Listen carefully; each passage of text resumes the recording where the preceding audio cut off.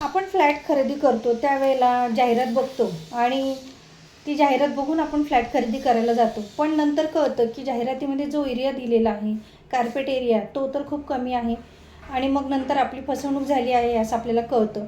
मग अशा वेळेला तुम्ही काय केलं पाहिजे? म्हणजेच फ्लॅट खरेदी करताना कार्पेट एरिया आणि सुपर बिल्टअप एरियामध्ये फसवणूक झाली तर कायदेशीर उपाय तुम्ही कोणते केले पाहिजे? याबद्दल मी आज कायदेशीर माहिती आपल्याला सांगणार आहे. संपूर्ण व्हिडिओ शेवटपर्यंत नीट बघा. नमस्कार, मी ॲडव्होकेट वैशाली कोराटे बोलते आहे. तुम्ही जर समजा 1000 स्क्वेअर फुटाचा फ्लॅट घेतला, पण ताबा मिळाल्यानंतर प्रत्यक्षात वापरायला फक्त तुम्हाला 700 ते 750 स्क्वेअर फुटच जागा मिळाली, तर बिल्डरने तुमची फसवणूक केली आहे का? किंवा जर तुम्हाला कार्पेट एरिया, बिल्टअप एरिया आणि सुपर बिल्टअप एरिया यामधला फरकच समजला नाही, तर तुमचं लाखो रुपयांचं नुकसान होऊ शकतं. म्हणून हा व्हिडिओ मी आज बनवलेला आहे. अनेक जण जाहिरातीत मोठा एरिया पाहून फ्लॅट बुक करतात, पण प्रत्यक्षात मिळणारी जागा खूपच कमी असते.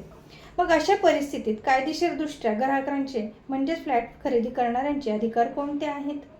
बिल्डरने चुकीची माहिती दिली तर तुम्ही काय करायला पाहिजे हे सविस्तर मी आज सांगणार आहे. सर्वात आधी कार्पेट एरिया म्हणजे काय आपण ते पाहू. कार्पेट एरिया म्हणजे फ्लॅटच्या आत प्रत्यक्ष वापरता येणारी जागा. यामध्ये हॉल, बेडरूम, किचन आणि बाथरूम, घरातील आतील भिंतींनी वेढलेली वापरण्यायोग्य जागा. यामध्ये बाहेरील भिंती, balcony, terrace, common corridor, lift, जिना यांचा समावेश येत नाही. आता आपण बिल्टअप एरिया म्हणजे काय ते पाहू. बिल्टअप एरियामध्ये कार्पेट एरिया म्हणजेच आतील आणि बाहेरील भिंतींचे क्षेत्रफळ, बाल्कनी यांचा समावेश होत असतो. सुपर बिल्टअप एरिया म्हणजे सुपर बिल्टअप एरिया आणि कॉमन एरिया जसे की लिफ्ट, जिना, lobby, club house, common passage आणि इतर सामायिक सुविधा यासाठी बिल्डर लोडिंग आकारत असते. फसवणूक कशी होते आता ते पाहू. समजा कार्पेट एरिया 700 स्क्वेअर फूट आहे, पण जाहिरातीत 1000 स्क्वेअर फूट फ्लॅट अशी केली असेल, तर ग्राहकाला वाटतं की त्याला 1000 स्क्वेअर फूट जागा मिळेल. त्यामुळे लाखो रुपयांचं तुमचं नुकसान होतं, कारण त्यांचा तो गैरसमज असतो. रिअल काय आहे ते बघत नाही. रेरा काय सांगतं मग? आजच्या घडीला बिल्डरने फ्लॅटची विक्री मुख्यतः कार्पेट एरियाच्या आधारावर करणे आवश्यक आहे. ग्राहकाला कार्पेट एरिया स्पष्ट सांगणे बंधनकारक आहे.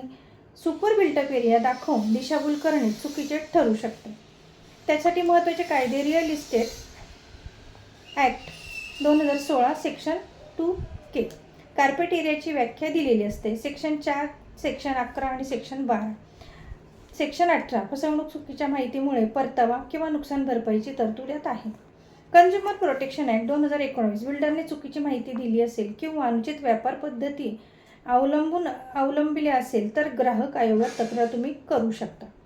फ्लॅट खरेदी पूर्वी तुम्ही काय तपासलं पाहिजे? तर RERA registration, approve plan, carpet area, agreement for sale, loading किती आहे हे सर्व बघितलं पाहिजे. तसंच ऑक्युपन्सी सर्टिफिकेट, कंप्लिशन सर्टिफिकेट, बिल्डरने दिलेले ब्रोशर आणि जाहिरात या सर्व तुम्ही नीट बघितल्या पाहिजे. फसवणूक झाली तर काय करावं? बिल्डरला लेखी नोटीस द्या. सर्व कागदपत्रे नीट गोळा करा. रेरा प्राधिकरणाकडे तक्रार द्या. ग्राहक आयोगात तक्रार देखील तुम्ही करू शकता नुकसान भरपाईसाठी. आवश्यक असल्यास दिवाणी न्यायालयात दावा दाखल करू शकता. फक्त सुपर बिल्टअप एरिया पाहून फ्लॅट बुक करू नका. नेहमी कार्पेट एरिया किती आहे ते बघा. लेखी स्वरूपात घ्या. ॲग्रीमेंटमधील प्रत्येक अट काळजीपूर्वक वाचा. कोणताही रिकामा कागद न वाचता करारावर स्वाक्षरी म्हणजे सही करू नका. फ्लॅट आयुष्यातील सर्वात मोठा व्यवहार असतो. फक्त जाहिरात बघून विश्वास ठेवू नका. त्यामध्ये तुम्हाला कार्पेट एरिया किती दिला आहे हे नक्की बघा आणि मगच फ्लॅट खरेदी करा.